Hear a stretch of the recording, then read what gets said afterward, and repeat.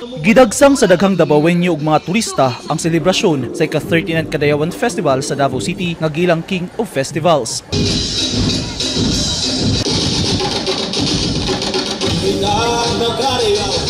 Usa sa mga giatangan sa mga tawo sa selebrasyon ang tinuig nga indak-indak ug pamulak sa Kadayawan kon floral float parade nga gipahigayon kagahapon Agosto 18 nga nanukad sa Roas Avenue hangtod sa San Pedro Square. Hugot ang gipatumang seguridad, daghang mga pulis, sundalo ug ubang law enforcement unit ug force multiplier ang gipakatag sa kadalanan sa syudad aron masiguro ang seguridad sa katawhan nga mosaksi sa tinuig nga selebrasyon. Sumala sa Davao City Police, luyo sa gilauman nga gidaghanon sa mga tawo, hapsay ug malinaw nga gisaulog sa syudad ang Kadayawan Festival karong tuiga. Sa pahayag ni DCPO Director Police Colonel Hansel Marantan, gipasalamatan niya ang mga Davaoenyo sa ilang kooperasyon sa malampuson nga selebrasyon sa Kadayawan. Gidasig sab ni Marantan ang publiko nga ipadayon ang gihatag nga suporta ngadto kanila alang sa kalinaw ug kalambuan sa Davao City.